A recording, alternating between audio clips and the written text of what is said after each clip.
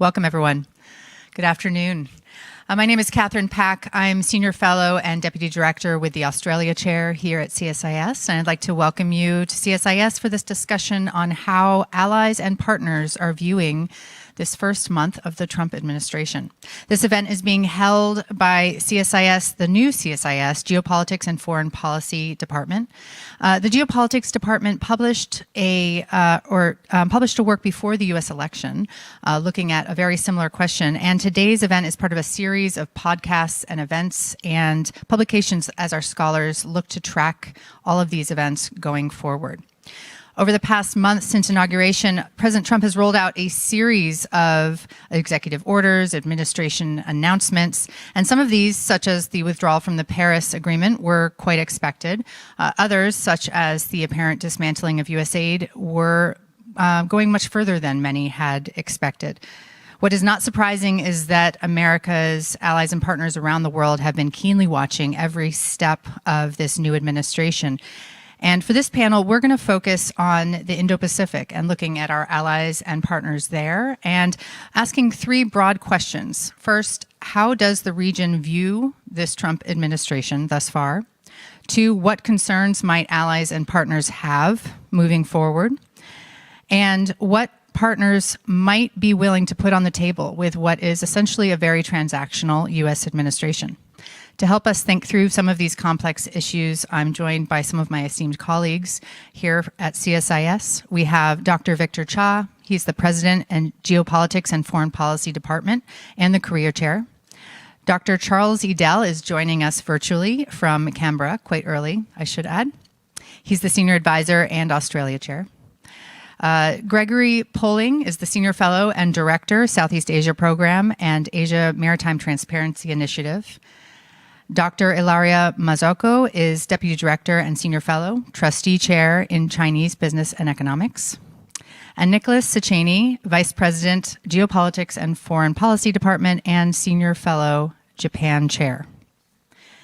Nick, maybe I'll turn to you first. In addition to these broader as of course we just had Prime Minister Ishiba here in Washington. He's already made it here for a face-to-face meeting with President Trump. Did that meeting give us a better sense of how Japan is viewing this second Trump administration and perhaps what concerns or expectations they might have looking forward? Sure. Thank you, Catherine, and good afternoon, everyone.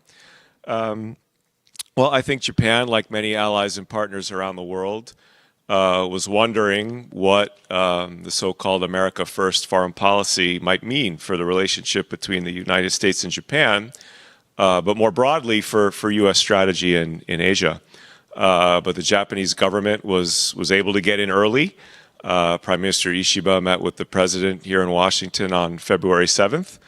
And I think the theme from Japan's perspective coming out of that meeting is one of reassurance.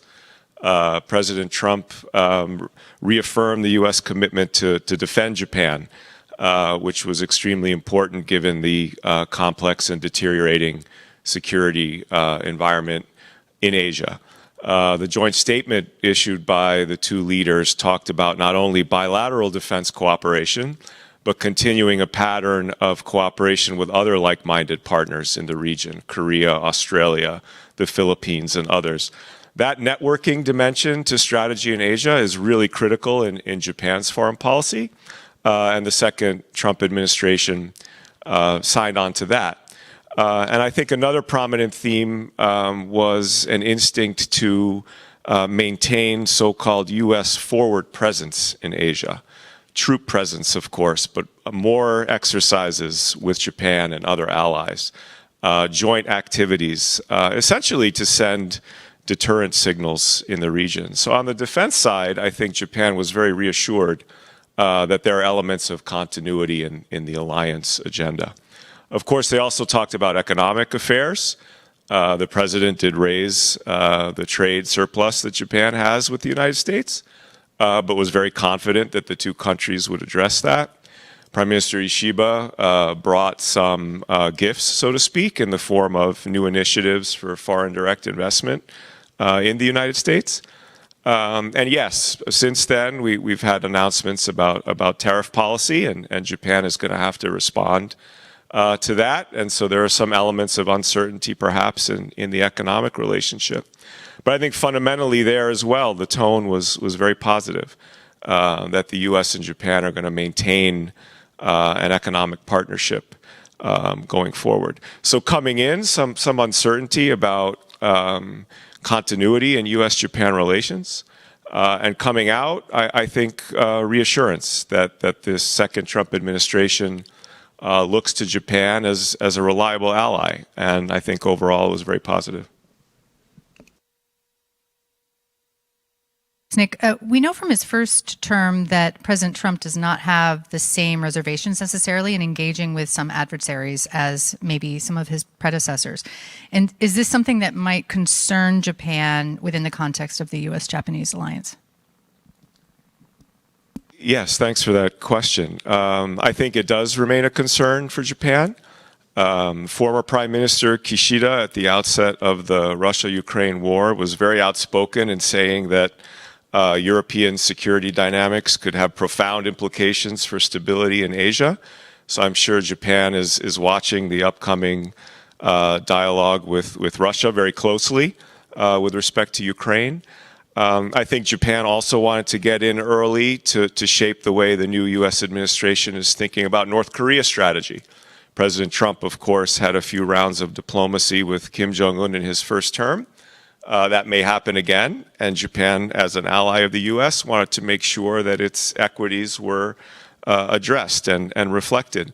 So there's probably still a little uncertainty about the prospects for President Trump engaging Kim Jong-un or Xi Jinping or Vladimir Putin. But I think the importance of that first summit meeting was to get a foot in the door and to have channels of communication. And I think Japan is pretty comfortable that it can address its perspective on those issues going forward. Great, thanks for that. Charlie, I'll turn to you next. And thanks again for joining us. Such an early hour from Canberra. However, given the topic at hand, probably an ideal location for you to join us from. You know, the U.S.-Australian alliance has risen really to new heights over the last several years.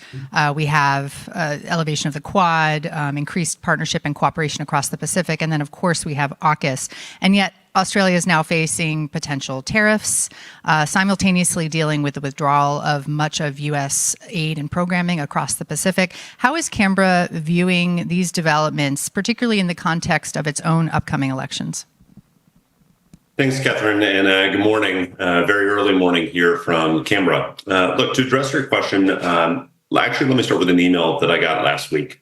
This is from a government official in Australia who stated that in their personal capacity, they were having a little trouble discerning the emerging strategy in Washington.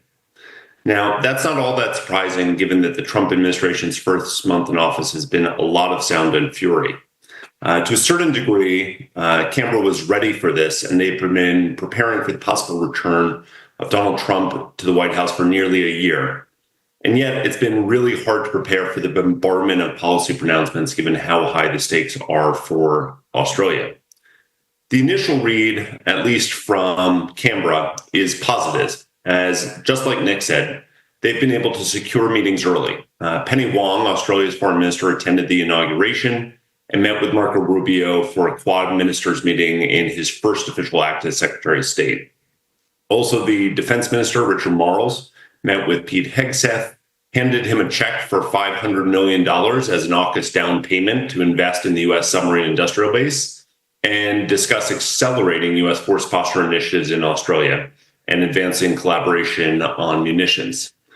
There were many questions here in Canberra about how the Trump administration would handle the Quad, AUKUS, and force posture. So for the Secretary of State and the Secretary of Defense to hold their first in-person meetings with their Australian counterparts was seen as a very promising sign that the Trump administration greatly values Australia and that key initiatives will be able to continue and might even accelerate. But then, last Friday, Anthony Albanese, the Australian Prime Minister, had a call with Trump. By all accounts, and here I'm discussing both American and Australian accounts, the call went quite well. The call was about whether Australia would escape the tariffs that Trump had promised to impose on friend and foe alike. And the result was that it's not clear, as Trump only promised that he would consider giving them an exemption. Now, this is even though Australia has a trade deficit with the US, spends about 2% of its GDP on defense. And the last time around, in Trump 1.0, after a lot of diplomatic footwork, was given an exemption from Trump's tariffs. In discussions in Canberra, the Australian government is trying to discern where Washington will land on a number of questions. And these include, first and foremost, trying to read the tea leaves in Washington. What's the general shape of Washington's foreign policy? And who are the key players? What will Trump's China policy look like? And how broad and how well defined will US policy be in the Indo-Pacific? There are also questions about what policy will look like towards other allies like Japan and South Korea, and how comprehensively engaged Washington will be in Southeast Asia, and whether the US will continue its increased engagement in the Pacific Island region. That last question, which you asked about, Catherine, about the Pacific Island engagement, carries significant implications for Australia if the US follows through with unwinding its aid and plans to expand its presence in the Pacific. And just in case people aren't tracking, the U.S. has opened, or just opened rather, a Pacific USAID mission in Fiji in 2023, which was hailed as a huge win both for the region and for U.S.-Pacific relations. And Washington has also announced that it would open new U.S. embassies in Kiribati, Solomon Islands, Tonga, and Vanuatu. In all of this, Australian objectives are twofold: advocating for their interests, of course, and working to ensure that the U.S. remains as anchored in the region as possible. In terms of what Australia might be willing to put on the table, there's an evolving conversation here. Canberra wants to make clear its value proposition, that is, explaining to the US how much American engagement benefits not just Australia, but American interests too. You can see that in Canberra's talking points on the amount of investment Australia makes into the US market, the joint intelligence facilities the US and Australia run in Pine Gap, and a little bit more quietly on the expanding suite of force posture initiatives in Australia. There's also a conversation, or rather an argument being prosecuted, that there's more that will be done. As Nick said, they come bearing gifts, potentially. Here you hear talk of boosting investment in critical minerals and steering more Australian superannuation, that's pension funding, into US markets. These, of course, would both be welcome, but both are initiatives that have been discussed for nearly a decade, so it remains to be seen whether or not they materialize. Finally, there's recognition in Australia that there are questions from the Trump administration about the size of Australia's defense spend and irritants on trade, especially biosecurity regulations on a number of agricultural products that are likely to be raised in the context of tariff negotiations. Finally, I would just note, as you rightly asked, this is all playing out in Australia in the context of an upcoming election. They haven't yet called it, but it's going to happen within the next 1 to 2 months. So that's a factor in how everyone here talks about things as well. Thanks for that, Charlie. A really good point on how it's not just necessarily about the bilateral relationship, but about that broader partnership in the region as well. Greg, with that in mind, I think I'll turn to you next on Southeast Asia. So Southeast Asia, obviously home to 2 U.S. allies and several other close partners. But additionally, we have the South China Sea area where tensions continue to rise, especially between China and the U.S. ally, the Philippines. How would you say recent U.S. announcements on actions are being read across the region? And have these recent changes on U.S. policy, particularly with regard to development work and things like climate, affected U.S. credibility in the region? Thank you, Kevin. Well, it's different depending on where you are. I just got back from Manila a week ago. The Philippines feels cautiously optimistic. I think they have reason to. Their foreign secretary got the first call with Rubio of any South Asian claimant. Same is true of their defense secretary with Hegseth, and their defense secretary was here for a meeting with Waltz. Before that, they also just had a meeting in Munich between the Secretary of Foreign Affairs, and everything they're hearing is positive. I don't think anybody else in Southeast Asia can stay the same. So other than the Philippines, which is cautiously optimistic, everybody is somewhere between nervous and uncertain. You've had early contacts at both state and DoD with Indonesia, Vietnam, and Singapore, and in that order in both cases, and basically no contact with anybody else in the region. So there's an expectation that those are going to be the 4 countries prioritized, which, to be fair, was the same priority as given under the Biden administration. Philippines first, then Indonesia, Vietnam, Singapore, and then everybody else. But the gap between those and everybody else might be a lot bigger this time around. There doesn't seem to be any interest in talking to the Thais, our other nominal ally, though I'm not sure that the administration would see it that way. And the second largest trade deficit in the region after Vietnam. Not a lot of interest in talking with the ASEAN chair Malaysia, although I think that's two-way. Malaysia's not particularly interested in talking to the Trump administration either, given their statements on Gaza. What has not really percolated yet is how far-reaching and long-lasting things like the U.S. aid freeze are going to be. So, of course, in a developing region like Southeast Asia, hundreds of people minimum in every single country in the region are out of work right now because they were contractors or NGO workers working under USAID grants, right? I was hearing about TB clinics in Mindanao shutting down, HIV/AIDS prevention programs, at least 4 different projects in the Philippine Department of Education. And that's in our closest ally, the one that's doing the best so far. So there's a lot of bated breath. Other than the Philippines, maybe the best encapsulation we've had of the region's feelings toward the administration came from Defense Minister of Singapore Ng Eng Hen's statements on the sidelines of the Munich Security Dialogue, in which he said the U.S. has officially moved from, I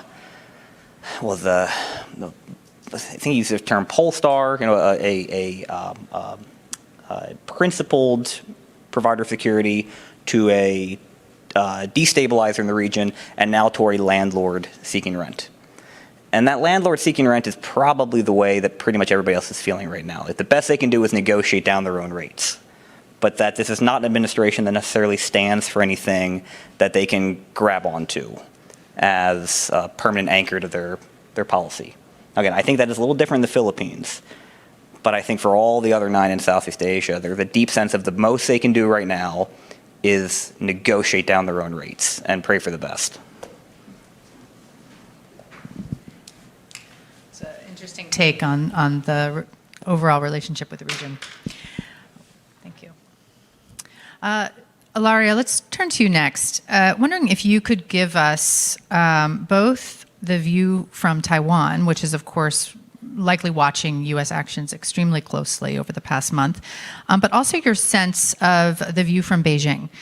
We would be remiss not to discuss how China might be strategizing in this moment, and curious if there's any expectations from Beijing while President Trump might be hard on China, there might be an opportunity here for deal making. Yes, absolutely. Is this on? I think so.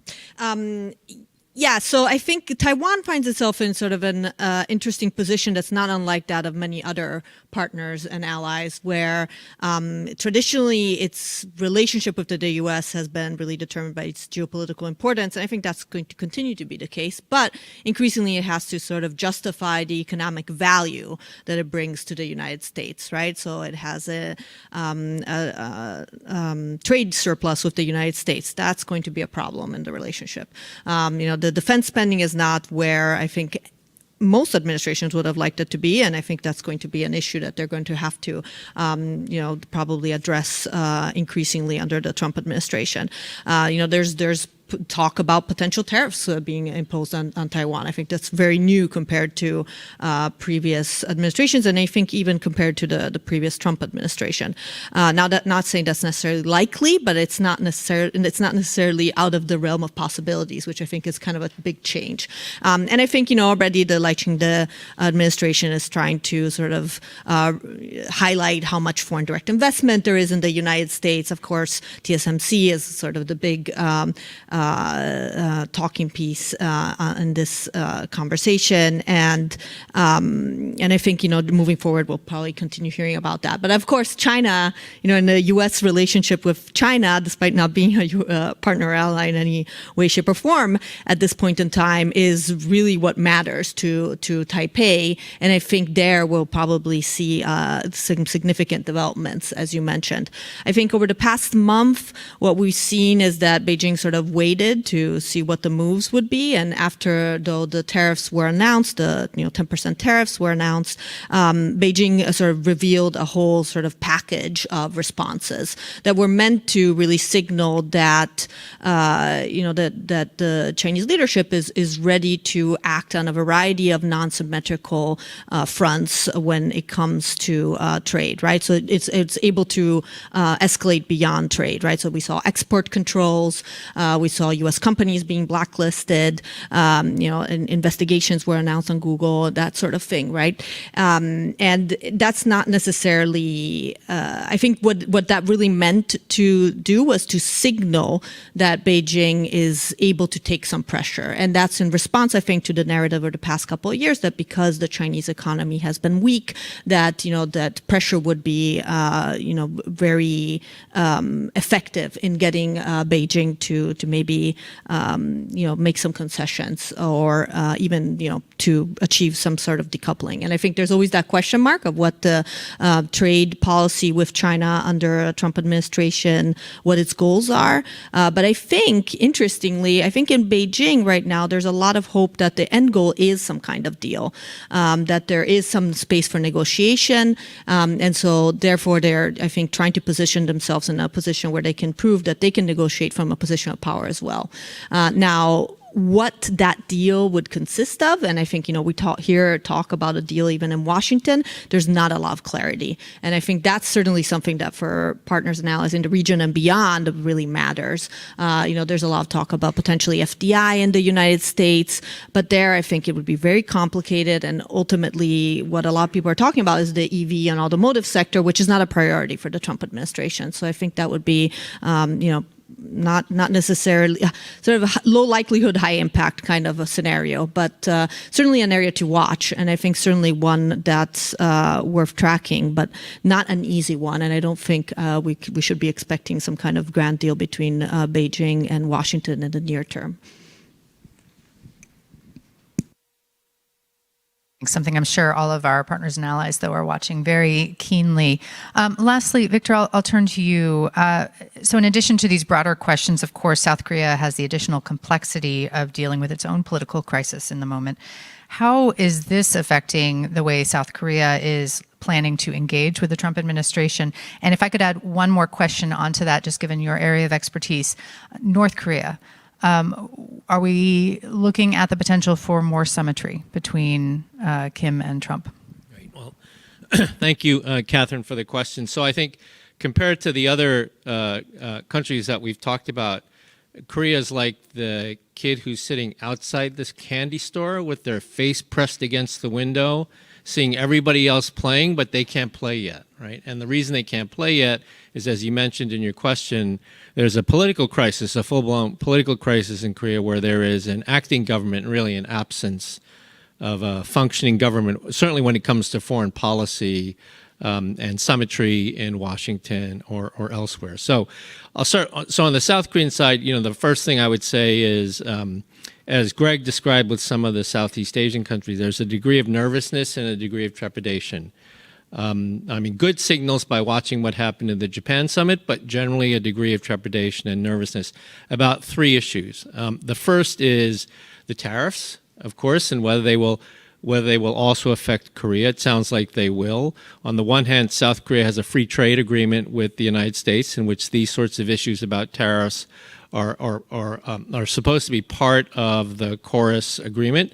On the other hand, Korea has over $60 billion trade surplus with the United States, and President Trump focuses on these trade surpluses with a laser beam. So that's one.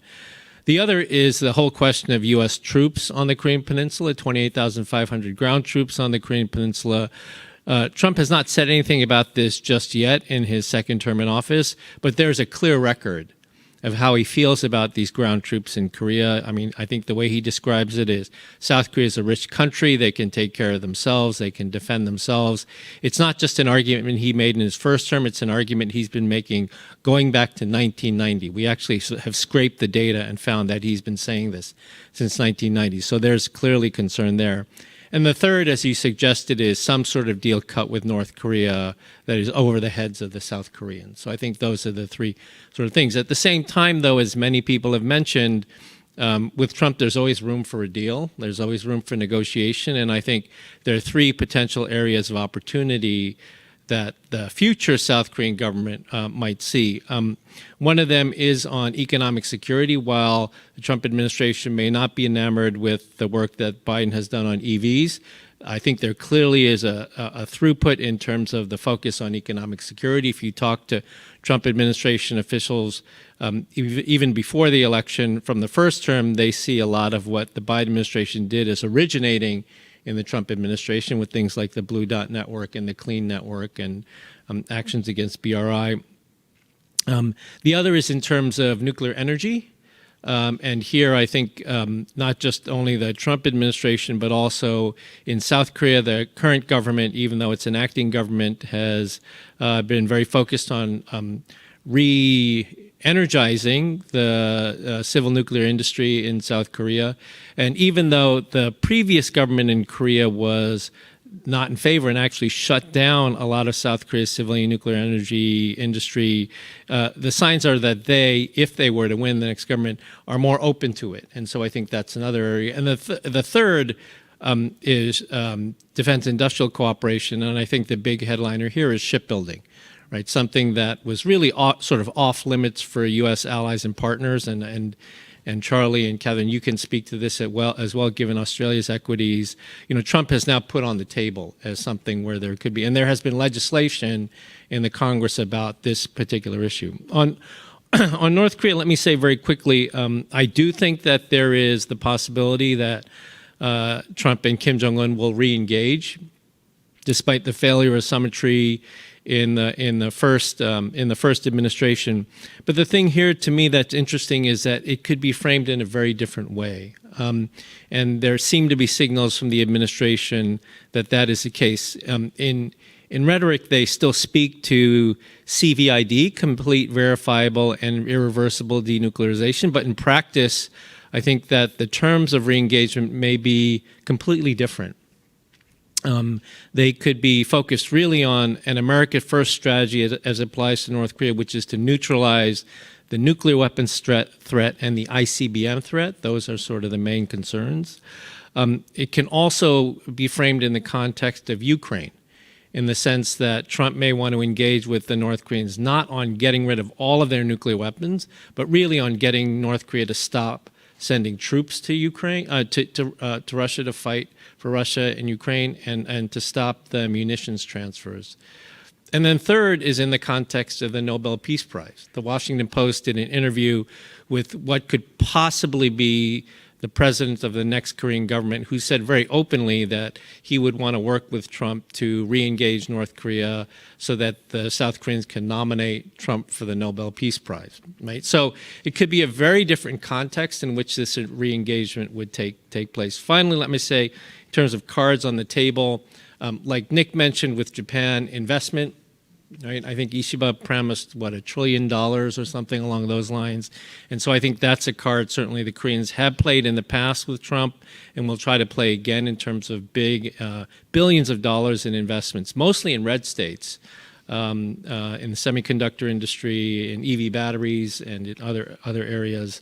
And then I think, the main thing is that if we probably won't get a government in Korea until the summer, and then the focus will be on trying to get in as quickly and as soon as possible. I think this is not unusual for a Trump administration. All allies and partners want to get in early to see the new president to shape the policy. I think that's a fiction with a Trump administration because it's very top down and Trump has his views on things. But nevertheless, I think that they will want to get in as early as possible once they get a new government to try to basically catch up to everything that the administration will have done by the summer.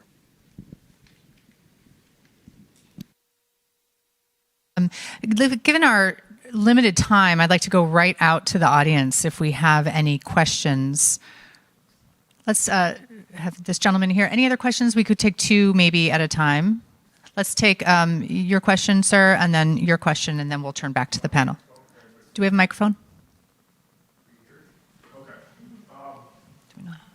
Lee Rosenberger, I'm from London, the article called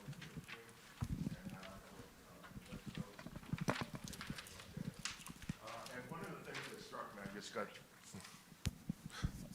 one of the things that struck me was a survey that was done in Singapore about a year or two ago, and it was a survey that asked the question among businessmen, academics, and government officials in Singapore: which country in Southeast Asia has the most economic influence? 79% said China.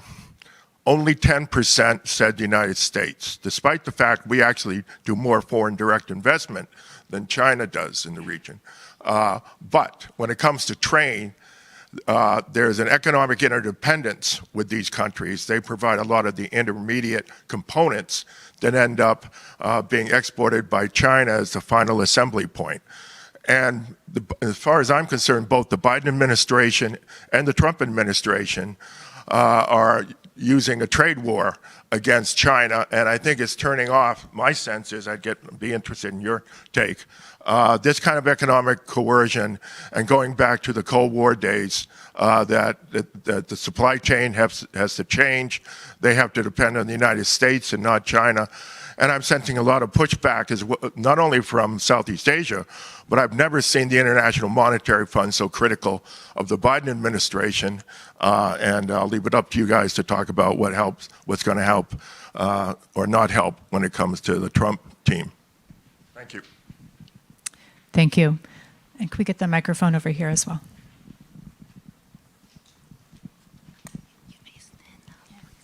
I'm Dr. IG from CIFAI, private sector.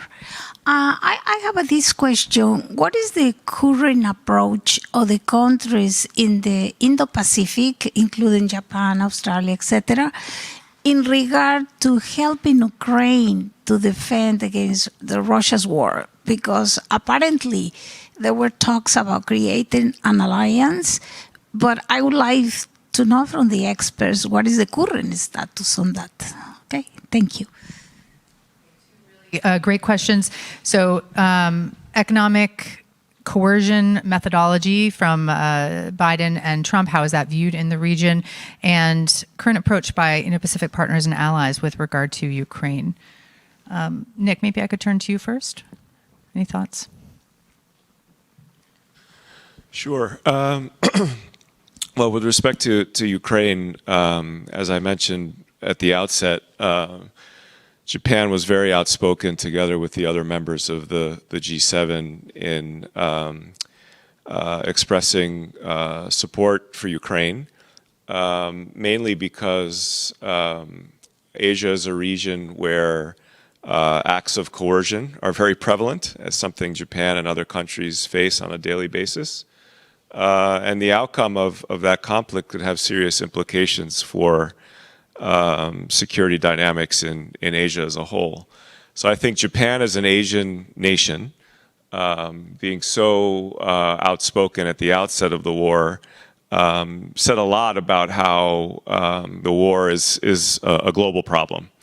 And Japan's voice, I think, was very powerful in that respect. And I think right now, Japan is waiting to see how the dialogue unfolds, but has a proud and credible history of supporting Ukraine for the broader, of course, for stability and security in Europe, but also for the broader implications of the international order.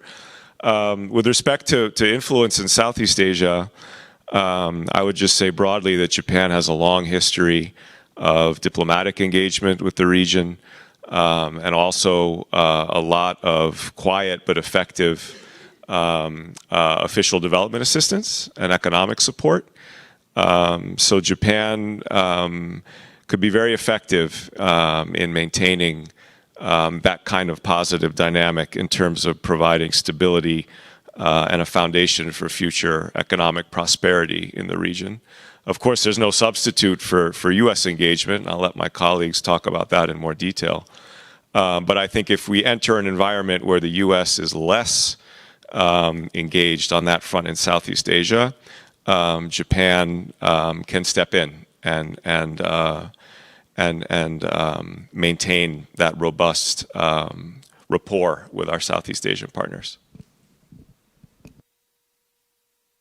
Charlie, Australia has been a big proponent of trying to get the U.S. to do more economically across the region, potentially joining RCEP and other pieces of conversation. Do you have anything to add on this front, on the economic piece, as well as perhaps Australia's thoughts on Ukraine? Sure. Thanks, Catherine. Look, for the Australians, much like the Japanese, what's happened in Ukraine has had two simultaneous dimensions, both the stability of Europe, but also in many regards as a metaphor for what could happen potentially in the Indo-Pacific. So I think just like upon the initial invasion of Ukraine, here in Australia, people are watching very closely the initial negotiations now playing out in Saudi Arabia, both for what's happening in Europe and also wondering whether or not that's a metaphor for how the United States is going to conduct its diplomacy. That is a great power diplomacy that locks out allies and partners and goes straight to antagonists. That looks very reminiscent of 19th century great power diplomacy. In regards to the second question about aid and investment, there are active conversations here in Canberra about whether or not and to what degree Australia might have to backfill U.S. engagement, yes, in Southeast Asia, but much more predominantly in the Pacific Island region, if the United States follows through on its threat to cut all AID programming, potentially not open the embassies that the United States has been talking about, because, of course, the story of the last couple of years has been the United States stepped up engagement in the Pacific region, welcomed and cheered by New Zealand, by Australia, and by many in the region. And if that doesn't eventuate, there are active discussions about just how much Australia has the ability to put into the Pacific, there, near, or abroad. Of course, understanding that coffers here are not limitless. Just about 5 minutes left. Greg, I'd like to turn to you for your thoughts on Southeast Asia and that economic question, and then Ilaria and Victor, if you have any closing thoughts as well. Yeah. So the silver lining, I can't deny that pretty much all the economic indicators have been going in the wrong direction, or at least the delta between economic indicators of the U.S. and China have been going in the wrong direction, pretty much across the region. The only places in Southeast Asia where the U.S. invests more than China are Singapore, and by a very narrow margin as of a year ago, Thailand. Nowhere where we trade more. We're only competitive in Vietnam, Cambodia, and the Philippines. We were the leading ODA provider to the region as of a month ago. Obviously, that's no longer the case. So I don't think you're going to find an economic good news story on the government side. Silver lining is that we've been running projects correlating all the public and elite opinion surveys in the region against different indicators. And there's no clear correlation between U.S. economic investment and how countries feel about us. In fact, it can be quite the opposite. There are some places in the region where China is eating the Americans' lunch on every metric, and yet the U.S. has much higher trust levels. And the opposite is true, like in Singapore. The U.S. is clearly the most important economic partner in Singapore, and yet 75% of Singaporeans say China is, and at least in public opinion polls, Singapore is the most pro-China and anti-U.S. populace in the region. So trade numbers or investment numbers do not necessarily equal trust.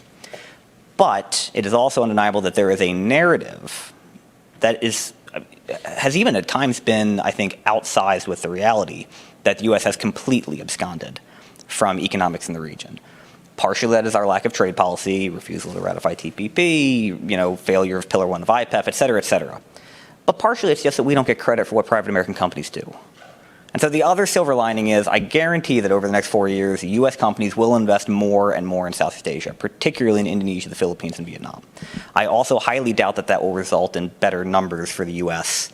in public opinion polling, because what American companies do is not seen as a reflection of Washington's attention in the region. And that's just the way our system works. Ilaria? I'm mindful of time. I would just say that I do expect that, where U.S. relations with partners and allies deteriorate, we will probably see increased efforts on the part of China where that makes sense. I think we're already seeing that in Europe. I think we'll continue to see that in Southeast Asia. And I think that's just probably what we'll be seeing. That doesn't mean it's always going to work, right? And trade actually sometimes reveals actually a lot of tension, right? Sometimes excessive trade from China, exports from China can be not seen so positively by certain countries. So I think there are other challenges that China will have to confront despite maybe not meeting direct competition with the U.S. in certain areas. Thank you. Victor? Let me just add on the Ukraine question that I think,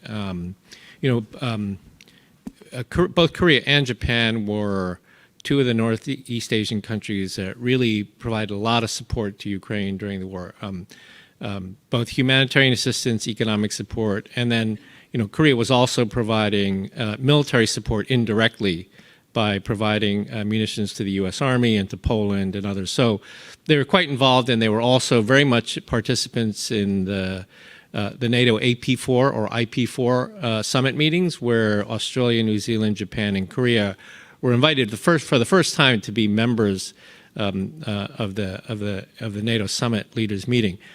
So I think they are all, as Charlie said, watching very closely what the administration has said, the readout of the conversation with Putin, these meetings in Saudi Arabia, probably with a great deal of concern.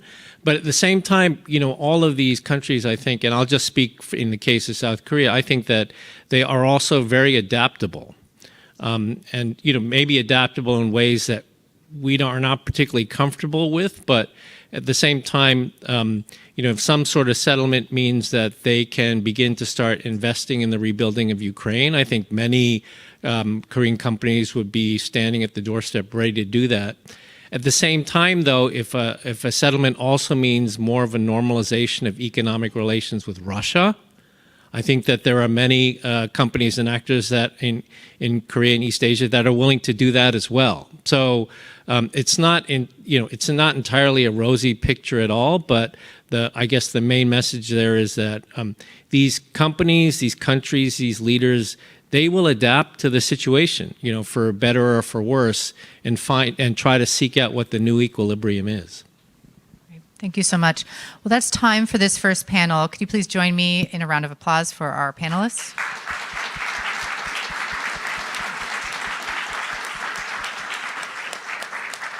And we will be very quickly moving right into our second panel, so please remain seated.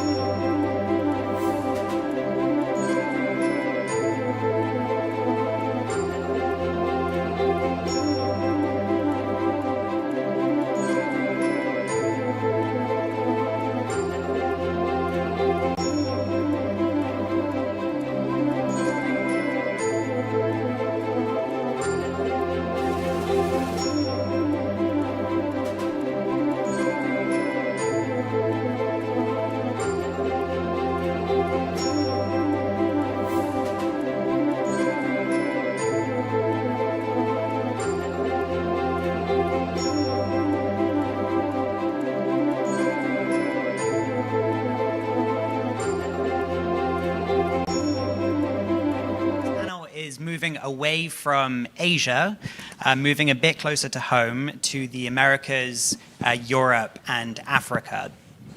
I'm Will Todman. I'm the Chief of Staff of the Geopolitics and Foreign Policy Department and also a Senior Fellow in the Middle East program here at CSIS.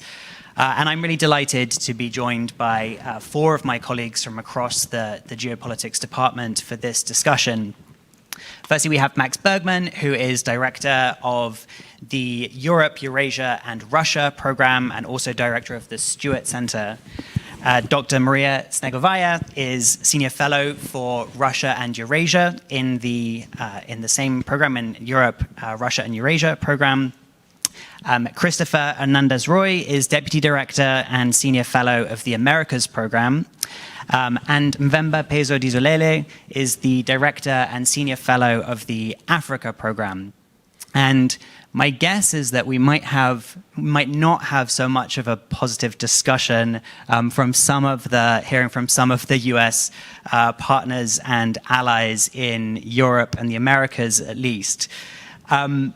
Max, I would love to start with you. It has been a monumental week for transatlantic relations, with speeches from the new Secretary of Defense, Pete Hegseth, Vice President J.D. Vance in both France and Germany, which have caused quite some fallout, I think it is fair to say.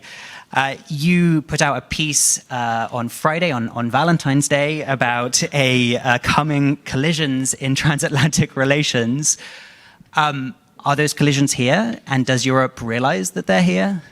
Well, thank you, Will. Yes, we had to rush out the piece because the collisions were happening. I think the first panel was sort of a good news panel. This, I think, is much less so. I think a few things are happening, or happened this past week, and really since the start of the Trump administration. I think the first is actually the Europeans recognizing or realizing the deep degree of apathy felt towards Europe by the Trump administration. If you look at Rubio's initial call sheet, there were 2 Europeans that made the top 15. There was the NATO Secretary General, I think was between 10 and 15, and then the Polish Prime Minister. But there was no UK.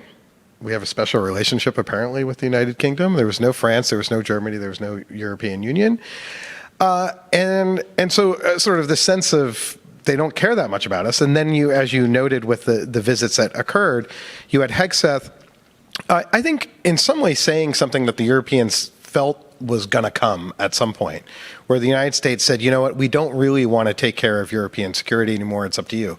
And at the base level, that sort of makes sense. On the other hand, if you look at a map of U.S. forces in Europe, I mean, we are the European security. The grand transatlantic bargain for really the last 80 years has been you don't really need to worry that much about defending Europe because that's our responsibility. And in fact, in the 1990s during the Clinton administration, when the Europeans were like, well, maybe, you know, our response to Bosnia and Kosovo wasn't really that effective. We'll begin to integrate our forces, create, you know, use this European Union thing to begin creating a common force. We're like, no, do not do that.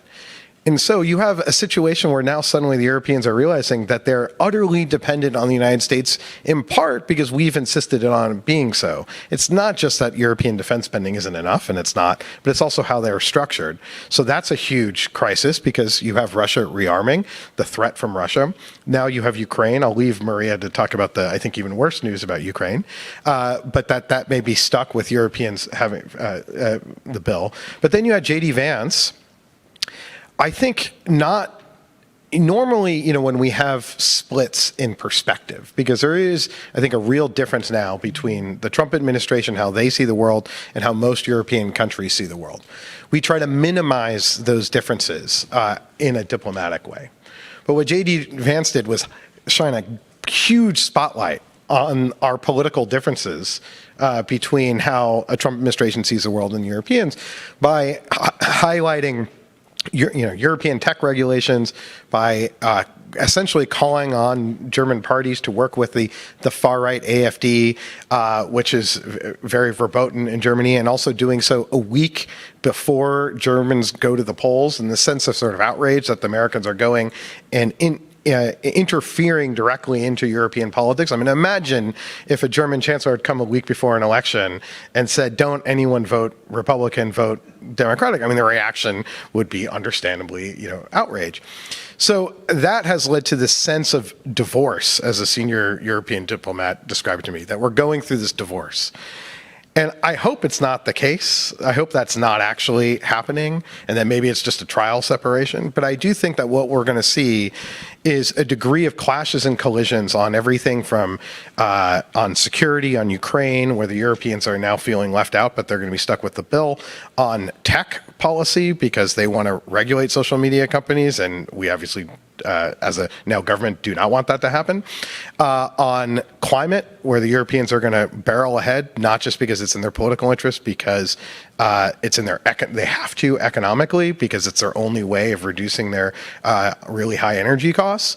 And then you're going to have other issues that just emerge that Trump puts on the table, such as trade. So I think the collisions are going to happen everywhere all at once, and they're going to create this really negative sense that the transatlantic partnership isn't really there. So I'm sort of quite pessimistic about the outlook going forward.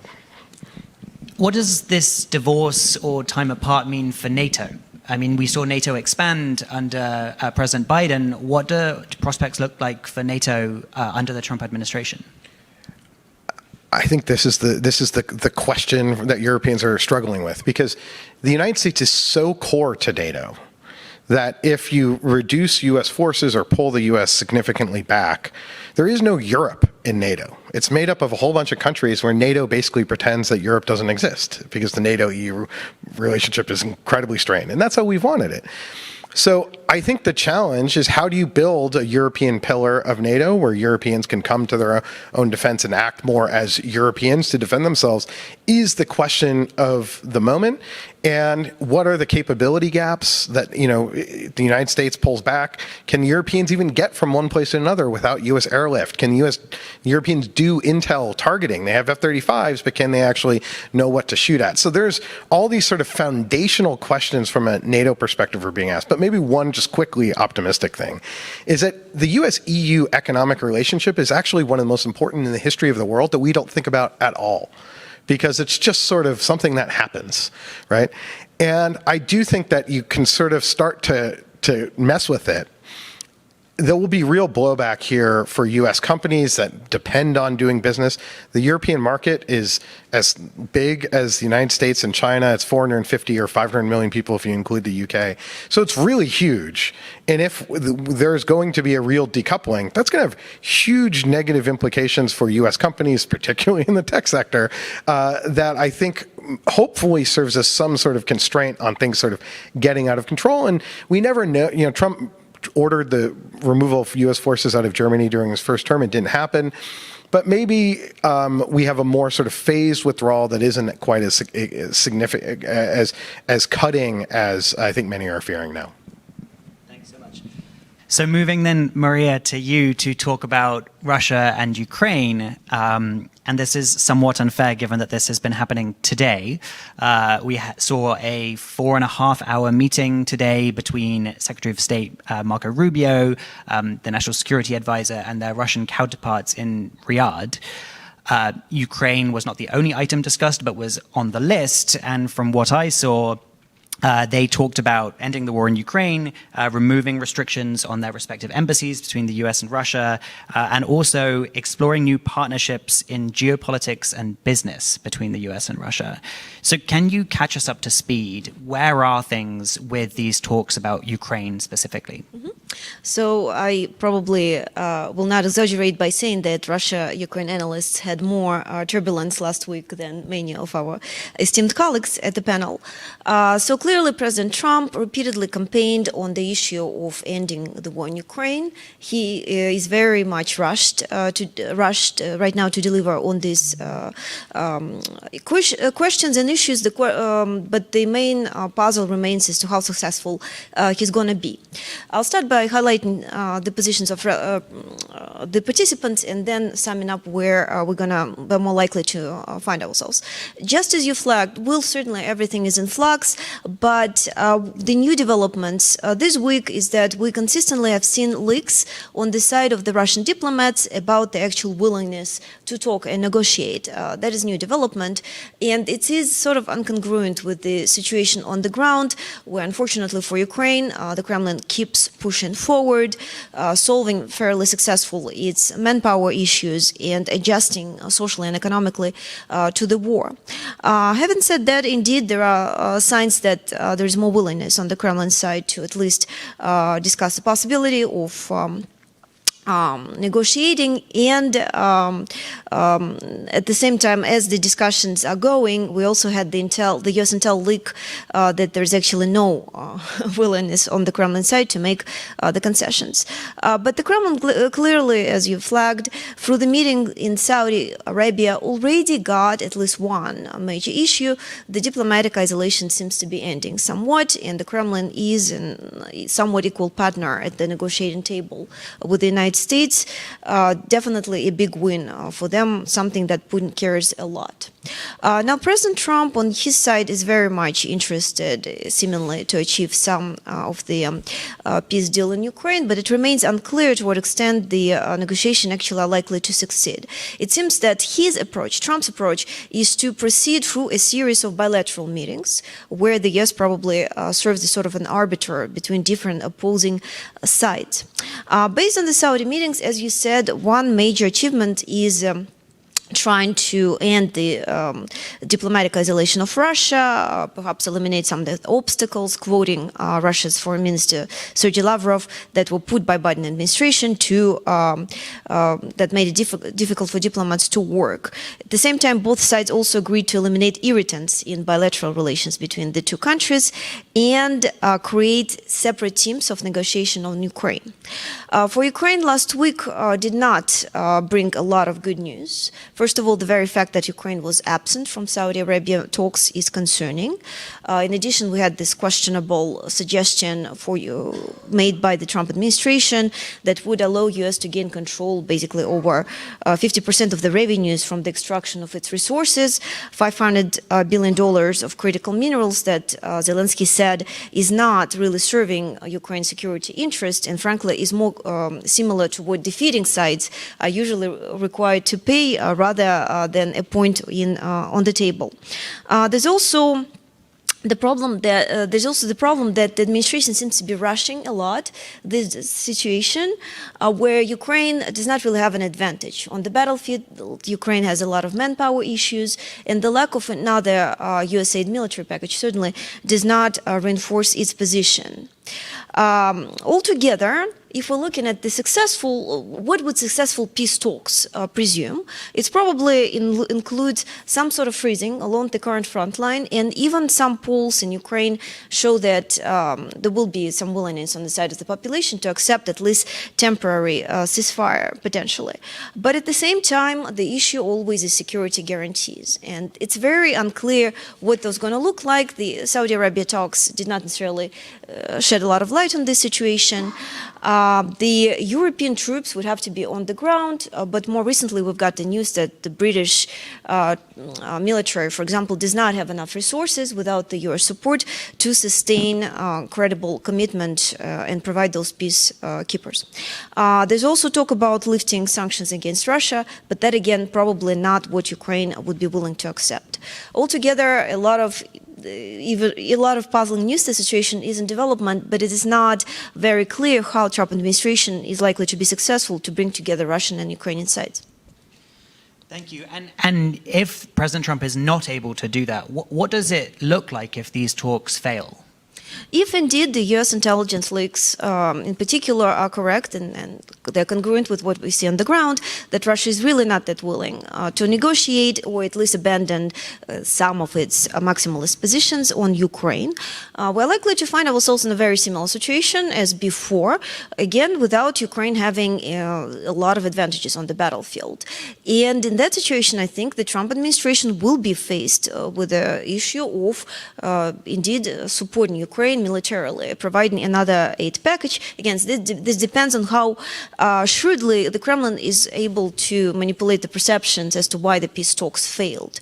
And we see that Putin definitely already started this, KGB tactics of trying to flatter the U.S. administration in an effort to essentially make them more inclined to accept their requirements.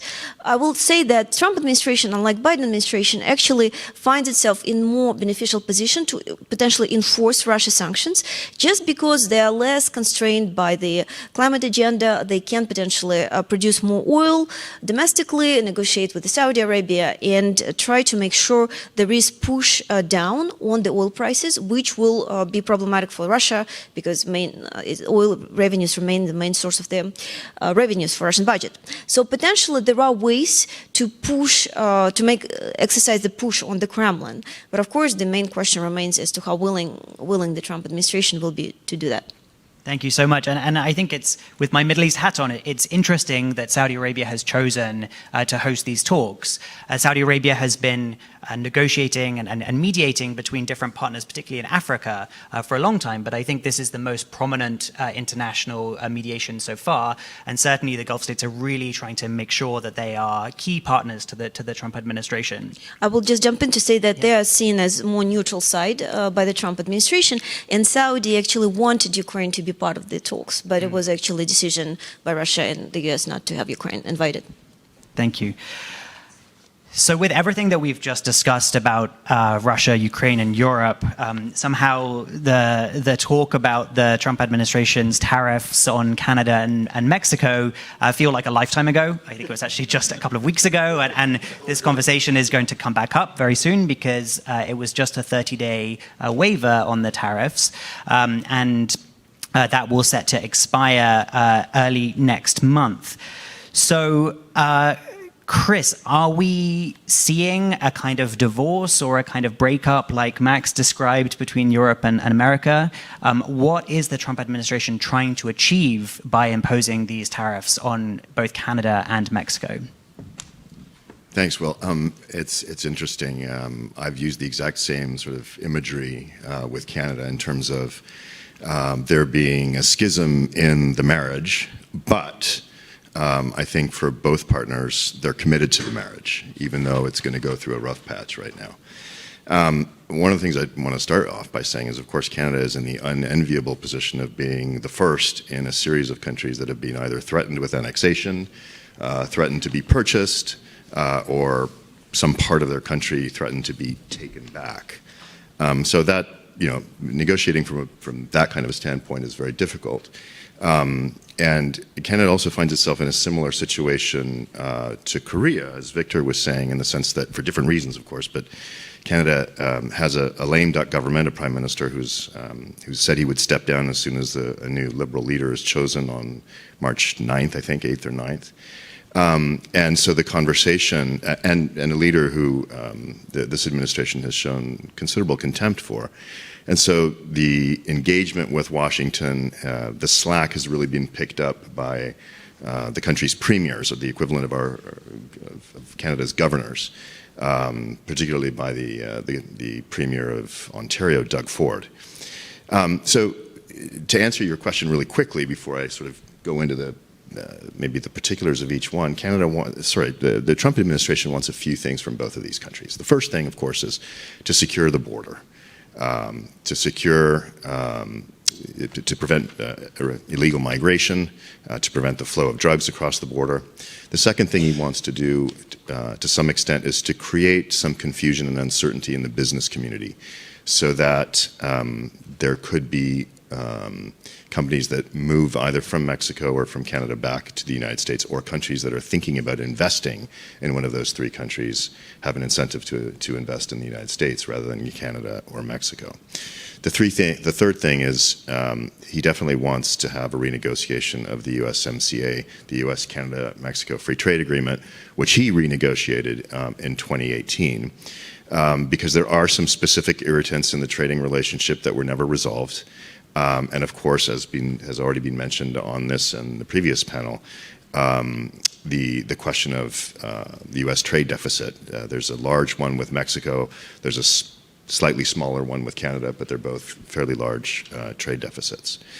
For Mexico, there's an additional thing he wants to do. This will be part of NAFTA, but it's broader than just NAFTA, or USMCA as it's called now, which is to close the back door to Chinese transshipments of goods to the United States, avoiding tariffs on Chinese goods and having them made in Mexico and therefore made in North America. And the last thing For Canada, there is a long-running grievance, a legitimate one in my view, that predates the Trump administration. In fact, it predates the first Trump administration, which is that Canada is a laggard on defense. Canada is a freeloader on defense. It spends barely 1.4% of its GDP on defense. And I'll get into that in a second, but that's the last irritant. On fentanyl and migration, I think everybody in this room knows that the southern border has had a serious crisis on migration, and that the source of fentanyl, the largest source of fentanyl by far that comes into the United States, that kills 70,000 Americans every year, comes from Mexico. Right? Those two issues on the Canadian side of the border are really sort of pale in comparison in terms of their size. Fentanyl coming from Canada is negligible, although there is some, and fentanyl is consumed and manufactured in Canada for Canadian consumption. It's a big problem for Canadians who die also of overdoses, but it's not such a real issue as on the southern border, where action is being taken on both sides, and including today there were announcements of the CIA flying drones over Mexican territory, surveying drug trafficking, presumably. Creating uncertainty in the business community is really difficult given the 60 years in terms of the auto sector, 60 years of integration between the two countries. You can't unravel those kinds of supply chains overnight. This is not something that's easy to do. Same for the aluminum tariffs. Something like 50% of the U.S. aluminum comes from Canada, and there's not really another place to get it in the short term. So that's a goal that's perhaps not so easily achievable. All of these tariffs are also a shot across the bow to renegotiate USMCA. There are some irritants, as I mentioned. Softwood lumber in Canada, Canada's supply management system. There's a real irritant around Canada's digital services law. There's some irritants around AI, and there seems to be a new issue which was raised by the president recently about access to banking for U.S. banks in Canada. On the Mexican side, there's irritants around genetically modified corn, there's irritants around energy, and of course this issue of Chinese companies relocating to Mexico to manufacture their goods there, not just in the automotive sector, but to get around the USMCA. A possible trade war between these three partners will have direct economic impacts on U.S. citizens. Cars are estimated to cost $3,000 more. Each person would pay about $1,300 in US $1,300 in tariffs per year. Grocery prices would no doubt go through the roof, and there's estimates that the S&P, for instance, could lose as much as 5% of its value. So the last thing is the issue about Canadian defense, which I think is absolutely, as I said earlier, legitimate.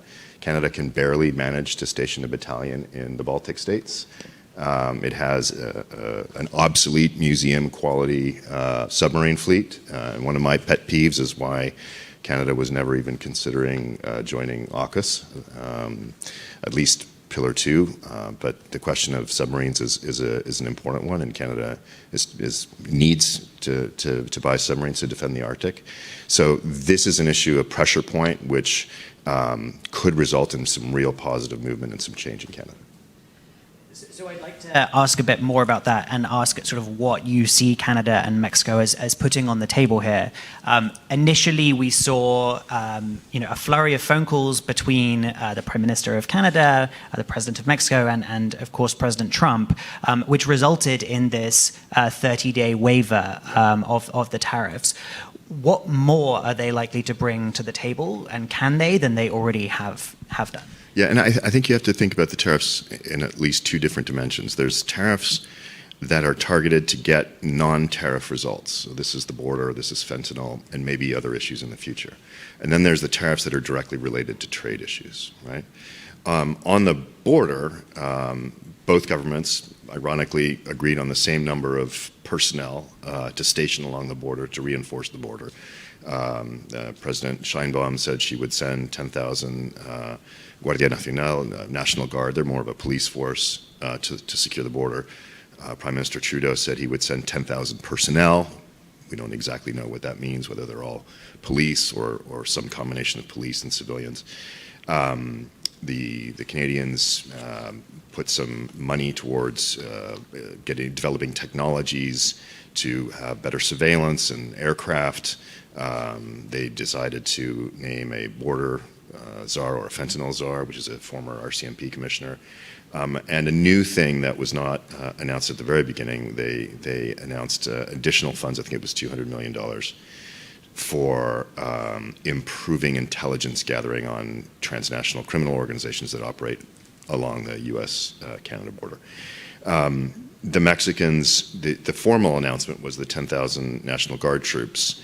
There were other points of agreement that were not announced, but for sure these have to do with strengthening the Mexico southern border with Guatemala to prevent migration coming up, the repatriation of illegals from the United States.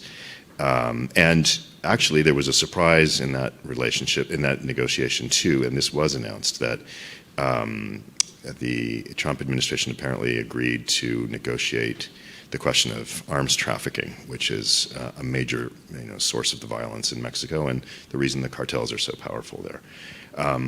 I think the other thing they're willing to put on the table, and I'm sorry if I'm really going on too long here, is there's no doubt that both countries will try to resolve some of the irritants in the bilateral relationship in the USMCA. For Canada, that's probably going to mean giving up its supply management process. It's probably some issues around digital services. And for Mexico, it could be opening up the energy sector. There could be some other incentives there. And clearly, what Canada will also put on the table, and both the leading candidate for the Liberal Party as well as the opposition leader have said that they will meet the 2% commitment, if not accelerate it. So I'll leave it at that. Great, thank you. So November, now moving to Africa, which hasn't perhaps made the headlines in the same way, although certainly we saw the Trump administration's executive order freezing aid for South Africa, saying that the South African government was taking discriminatory moves against the white landowners in South Africa. And then also Secretary Rubio said that he wouldn't attend the G20 in South Africa due to DEI language being cited there. I don't know if you want to continue the relationship metaphor or not, but maybe if you could share some of what different states in Africa are hoping for from the Trump administration. Thank you very much, Will. Yeah. So Africa being such a big place, big issues, how do you compartmentalize these countries? I think different countries will be engaging with Africa based on where they are.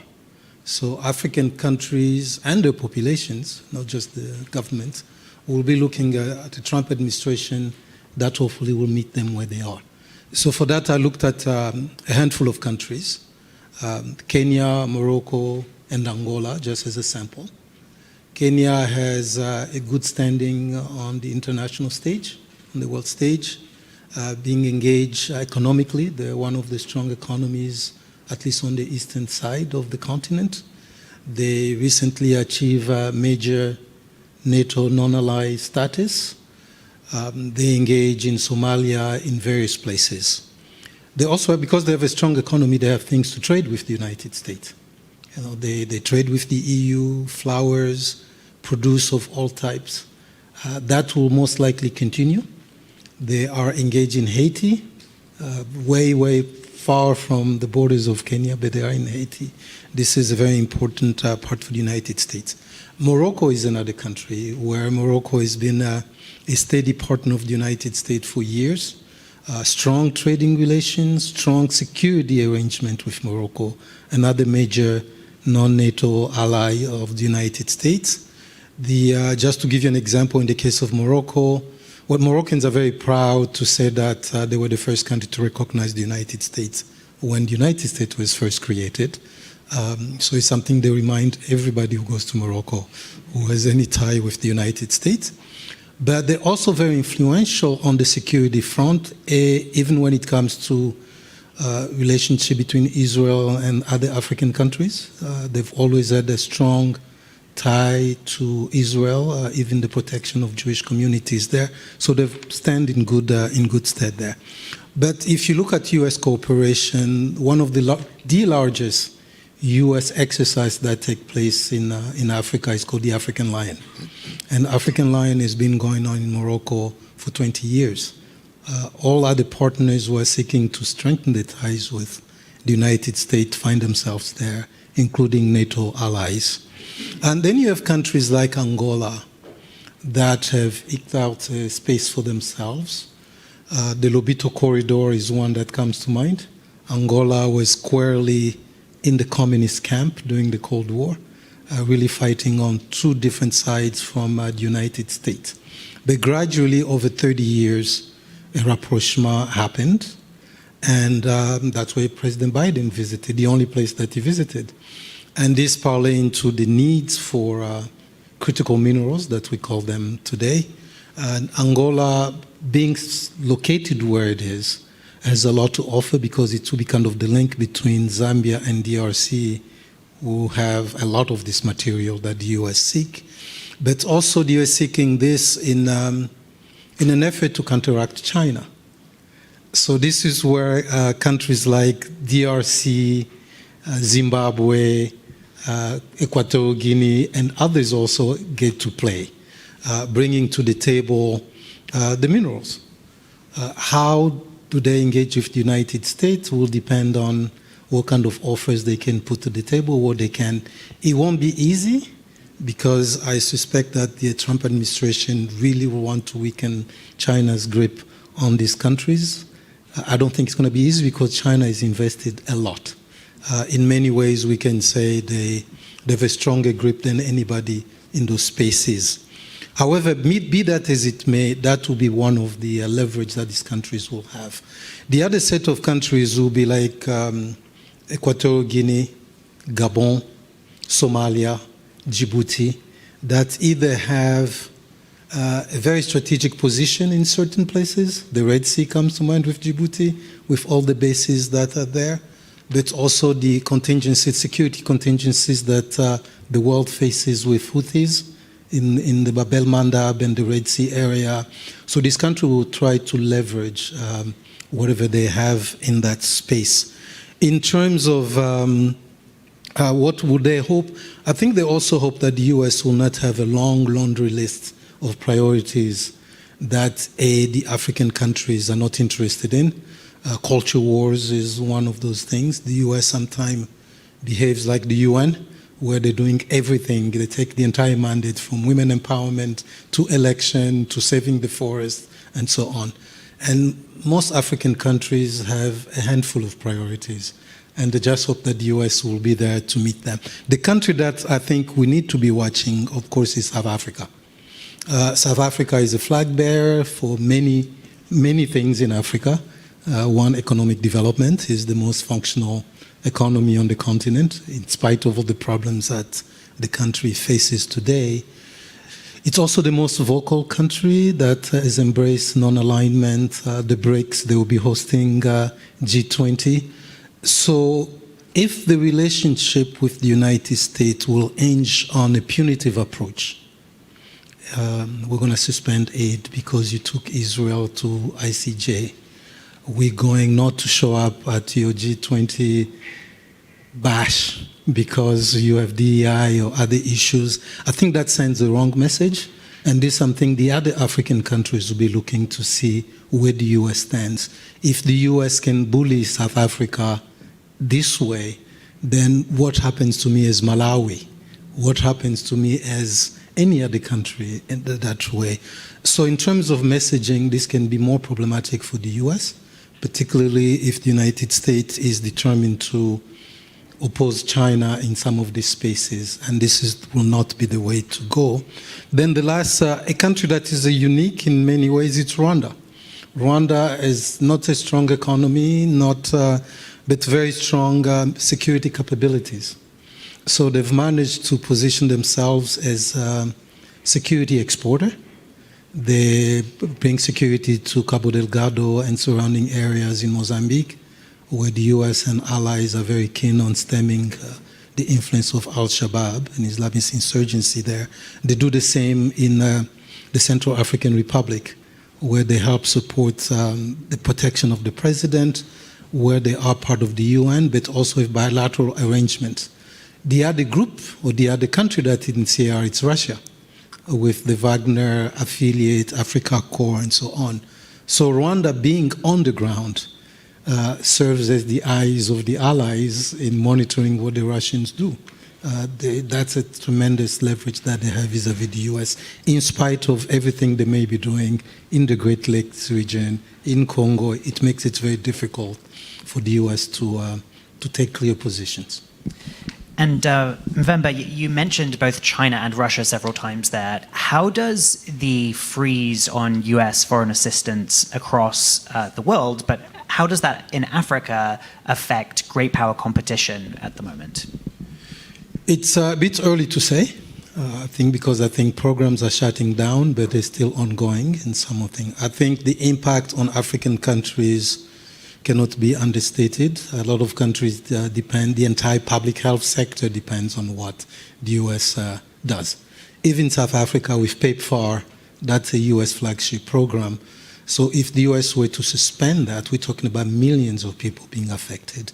And not just in public health, we're talking about agriculture and other programs that are a lifeline for a lot of these communities. How that will affect the GPC? Well, then I think Russia doesn't do this kind of business. They're not really, they don't have the capacity, and I don't think they have any plan to start bringing corn and sorghum to countries that are affected by famine. But China may seize this opportunity to anti some of its engagement. We saw this with COVID, where they had their own COVID diplomacy there, delivering vaccines and so on. China is not known as a humanitarian powerhouse like the United States is, but they're also opportunistic, so they can adjust. Thank you. And sticking on China for a minute, Max, is China seeing opportunity in this divorce, pause of relationship between the US and Europe? How might Europe-China relations shift going forward? Well, it's a great question. Maybe just to pick up on Mvemba's last comment, because the European Union, the EU, and its member states collectively are the largest foreign aid donor. They're larger than the United States. And one wonders if there's also an opportunity for Europe there to step up more. Part of our collective frustration with Europe is they haven't played this sort of leading global role at times where they could potentially do so given their weight. And so I think that to get back to China, I think it's twofold. One, I think the Europeans may see themselves as sort of the last bastion, the bulwark of the liberal international order. And whether Europe continues to try to expand free trade agreements, it agreed with a deal with Mercosur. There's questions of whether it will be ratified, but perhaps approaches the CPTPP and becomes one of the anchor markets for that is something that is sort of being discussed in the streets and think tanks of Brussels. So I think you could see a counterbalancing there vis-a-vis China, but I think what Europe will see is, when it comes to China specifically, the Biden administration did a very good job, I think, over the last 4 years of pushing for greater U.S.-European alignment when it came to China. We adopted some of the European terms, like de-risking came from Ursula von der Leyen, the president of the European Commission. And some of that was because the United States was, quote unquote, back in Europe, and it was sort of seen as, well, this is a major priority, the administration will align. But there's a lot of tension about that. And then what was very interesting is Wang Yi's, the Chinese foreign minister's remarks at the Munich Security Conference were a stark contrast with the Trump administration, talking about China believes in the liberal international, or not the liberal, but believes in the international rules-based system, and making lots of appeals how China's a responsible global actor. I think that will really attract many Europeans, especially on issues like climate. I think economically, and our colleague Ilaria is the best person on this, there is not a lot of, there's a real tension there because Europe is an export-driven economy. China is now doubling down on exports. They're both trying to dominate the clean technology sector. So how you then have a trade agreement or market access, I think is a real question. I'm doubtful. But, if you look at the end of the first Trump administration, how did it end? Well, it ended with German Chancellor Angela Merkel reaching a trade and investment agreement with the Chinese. Now, it eventually got sidelined and frozen. But that was where Europe was going, was trying to sort of establish better economic relations. And, China's wolf warrior diplomacy sort of got in the way. And if the Chinese don't do that, I think there's a real opportunity for them to build stronger ties with Brussels in a way that really annoys Washington. Thank you. I wanted to ask if anyone in the audience has a question. We just have time for about one or two. So I saw your hand going up. Thanks. And if you could identify yourself and keep it a question, please. Governor's offices here in DC. My question's for our Americas panelist. One of the things that comes to mind when we're talking about diplomacy from a 30,000-foot view is the United States is deporting all of these criminal migrants to their countries. Obviously, those people are going back to their countries, presumably to try and they'll be like recommitting, a lot of these errors and these, crimes and mistakes. So I'm just curious what you think that's going to look like from a diplomatic perspective in terms of just how destabilized these countries are going to be with repatriation flights going, Trinidad members going back to Venezuela. You've got repatriation flights in El Salvador. El Salvador is willing to take criminal migrants from other countries too. So just curious if you can touch a little bit on what that relationship is going to look like. Would that lead to more destabilizing efforts in Central South America compared to what we're seeing now? Probably we just have time for that one. Yeah. Okay, so real quick.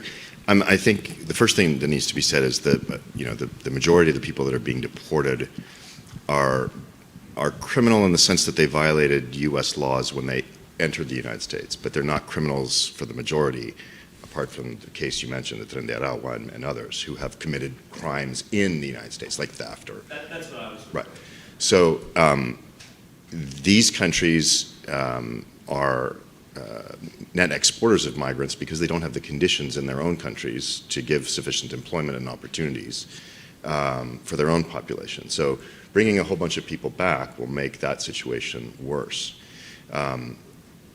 They will make an effort to do so, but it's a significant challenge. Many of these countries just don't have the capacity to absorb these people. And it was mentioned earlier, the freeze on foreign assistance, and in particular USAID, that will make things worse because much of USAID's assistance, particularly in Central America and the northern part of South America, has to do with creating conditions that allow migrants to have gainful employment and stay in their country, or have to do with programs to assist Venezuelans who are exiting a dictatorship and who are in another country to settle in that country. So these are serious problems that that I don't have a more clever answer for than that. And can I just mention one super fast thing, Will, because it has to do with the China. An economic war with the between the United States, Canada, and Mexico is a lose-lose-lose for everybody. It's $1.6 or $7 trillion in trade between the three countries. A weaker Canada and a weaker Mexico because of a recession caused by a trade war will only make it harder for Canada to make its defense commitments, will only make it more pressure on Mexican migrants to try their luck against an even harder U.S. border. And the only country that really benefits in that relationship, a weaker North America, the only country that benefits there is China. Okay. Well, I had not entirely anticipated there would be so much talk about relationships on this panel, but we have a divorce or a separation, at least with Europe. We we have a new budding relationship perhaps emerging between Russia and the US. We have maybe marriage mediation going on over here, and then in Africa, a mixture of some optimism, but maybe China trying to take advantage of some of these opportunities. So I'd like to thank my panelists for joining me today, and thank you all for coming as well. Thank you to the team at CSIS who made this possible.